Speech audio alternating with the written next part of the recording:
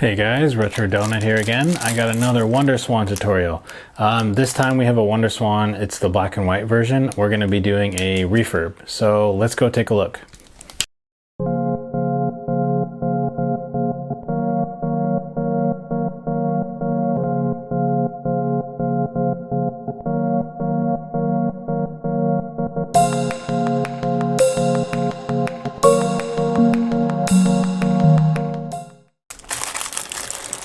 Alright, so here's the faulty WonderSwan. It was advertised as a junk model. It does look like it's in pretty good condition though, but let's go ahead and open it up and take a look. Right off the bat, like I said before, it looks like it's really clean. One difference between the color version and this version is the power button is over here. It's an actual switch as opposed to a button on the front. I think that these are a lot better at being more reliable as far as the power. So I think I'm going to try and put a battery in here and we'll see if it even powers on. So let's go ahead and try that. Wow. So you can see there's a lot of corrosion in there. I don't even know how I'm gonna get that out. The part that's like stuck in there, I may have to, I don't even know, but we're gonna need a lot of isopropyl. Since the corrosion is in here, I also want to take apart the console because there's a lot of corrosion on this battery contact. Let's go ahead and open this up and we will scrub it down. So the WonderSwan, just like the color, has 6 screws on the case that you need to remove. The one here that I already removed, this one, it's giving me a little trouble.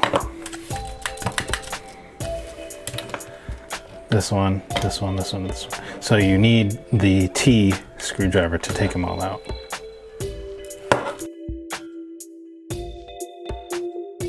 Comes out pretty easy. The screws look like they're really clean, no corrosion there. I guess someone just left a bad battery in the backing and it just started leaking, so.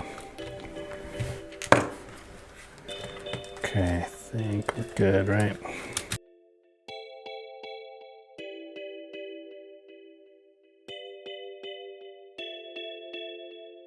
There is the corroded contact. Unfortunately, it's soldered down there and the whole thing is just all the way down to the contact point. I can desolder that and just give this a really good scrub down and we'll see if that gets it all off. So let's fire up the soldering iron and desolder that. Avoid any damage to the housing.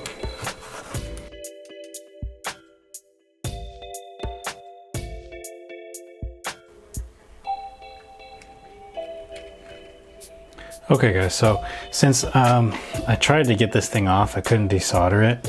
I'm gonna try to soak the battery cover in the little vinegar bath that I made here. So let's go ahead and do that. And see it just bubbling up like crazy. It's coming right off. All right, so I'm gonna go ahead and put that aside. And what I'm gonna do is I'm going to remove the screen so it's easier to clean this part. I wanna do the same type of thing with this that I did with the battery cover. So just put the tabs down. And it should come off pretty easily. There we go. Okay, so all I'm gonna do to remove the acid is I'm gonna dip it just as far as the battery contact goes. So I don't want to get anything else in there. I mean, I don't think it's gonna matter, but I don't want to dip as much or as more than I have to. So let's go ahead and try that.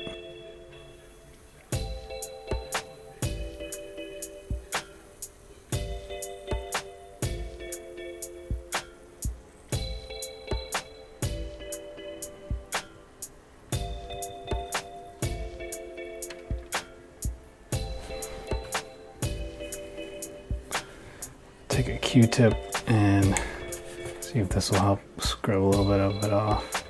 Yeah, so if you look at it now, it's pretty rusty because of that. It's caused quite a bit of corrosion. All right, so I'm gonna let it soak for a little bit because it still seems like it's getting a little bubbly down here. This guy seems like it's almost all gone, but I'll give it a little bit more time. By now, you've noticed the corrosion is all gone. We use vinegar and all this to soak it up. So what we now need to do is neutralize the vinegar. You need to wash it off with some water, and then you can rub it off to neutralize or dry off the water with some alcohol. So isopropyl alcohol will work. So what we're gonna do is just rinse off the areas that we soaked with vinegar, and then we'll go ahead and swab it with some isopropyl alcohol.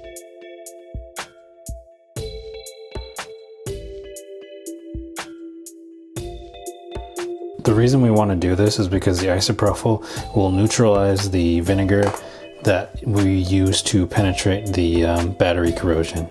Because otherwise, if you leave it in there, it'll just continue to eat away and it'll cause more damage than the corrosion.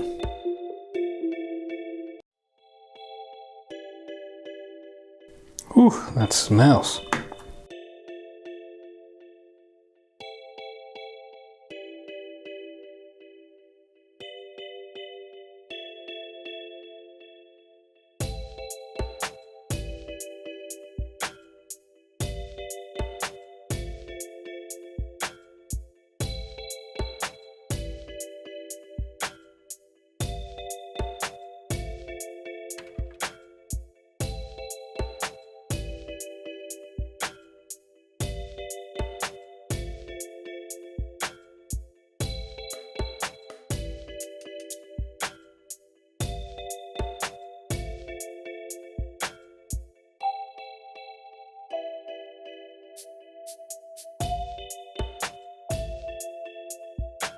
So since we were at the sink, I decided to wash all the buttons. Now they're dry. I waited a little while. Same with the back of the shell. So we got a clean case, except for the front part of the shell. We're gonna have to give that a little bit of a wipe down. So since I waited, like I said, a little while, this should be nice and dry. So we're gonna go ahead and try and put it back together. I might grease the rusty spots a little bit just to kind of help prevent the future corrosion. I have some like beard trimming clipper oil. Let's take that out a little bit.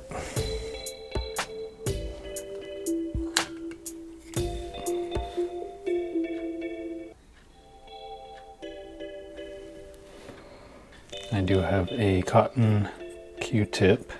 Just gonna spread that around a little bit. This is basically just a preventative measure to help prevent any future corrosion with the battery contacts. Let's do the other side too.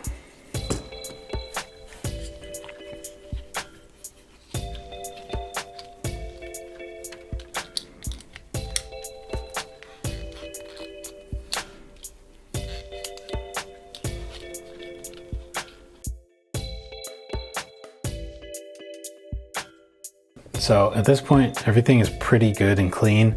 Just gonna go ahead and put everything back together now. So let's get the board.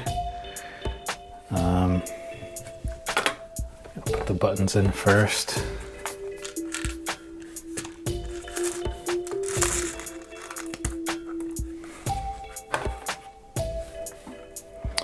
And all the buttons should all be the same. The tabs, as you can see, is top and bottom, so they should be pretty easy to put back together. And they're all the same size, so.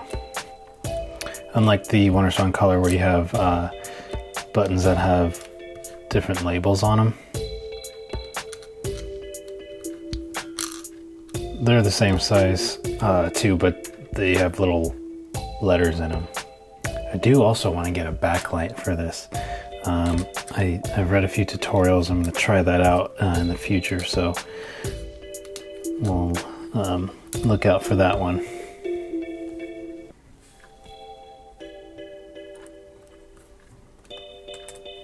And these are exactly the same, so no problem with that. Same with the start select, or the start and I think this is the volume button. Yeah, sound and pause button. So let's see, put this down.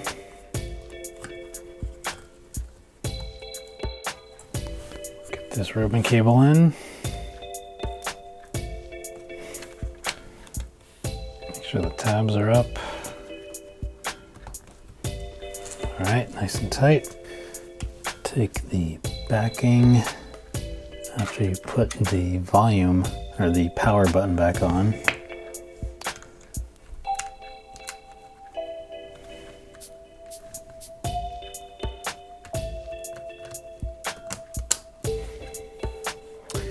Okay, so before I screw it all together, I think I'm just gonna try and power it on. So let's put a battery in here and just give it some power.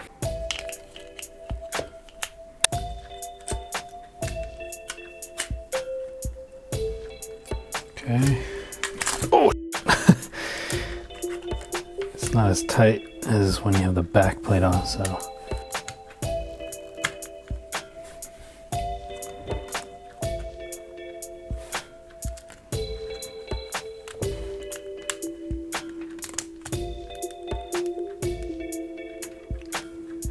Don't see anything.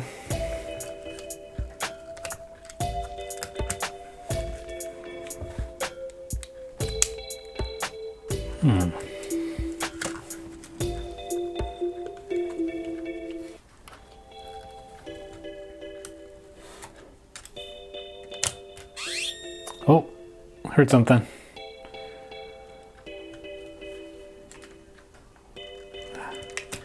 I think this is not tight enough, so obviously it works judging by the sound, so let's go ahead and put it back together.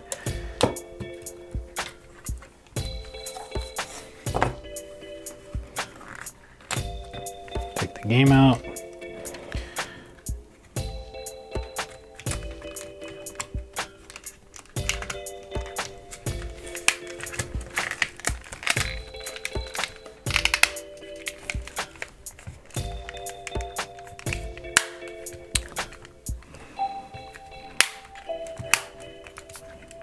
Okay, so it's nicely snapped together.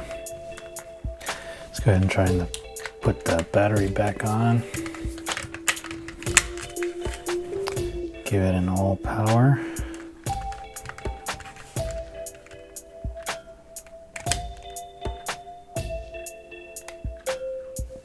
Oh, forgot the game.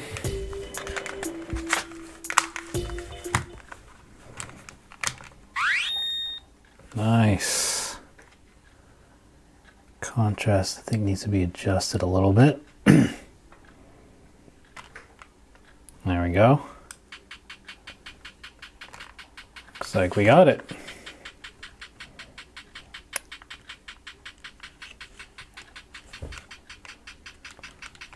Peel this sticker off. See if everything runs okay when we get into the game.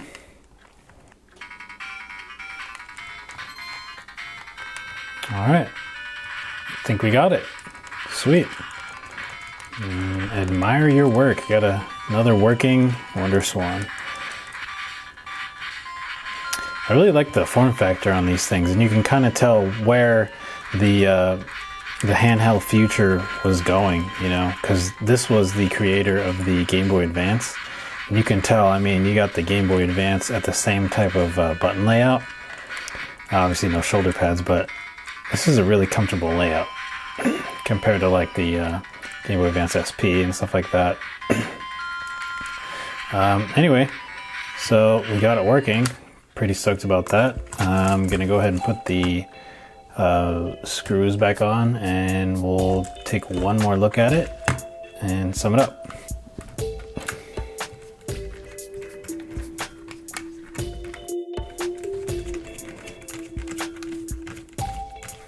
All right, nice and tight. Let's try and access the boot menu. Nice. So it says Tamara Seiji. Let's go ahead and change that.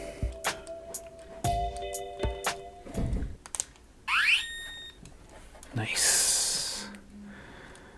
Now it's officially mine. Cool. We got the WonderSwan working. Hope you guys enjoyed the video. Hopefully that this was educational for you guys. You learned some stuff. So thanks again for watching. Hope you guys like and subscribe. I'll see you guys in the next one. Peace.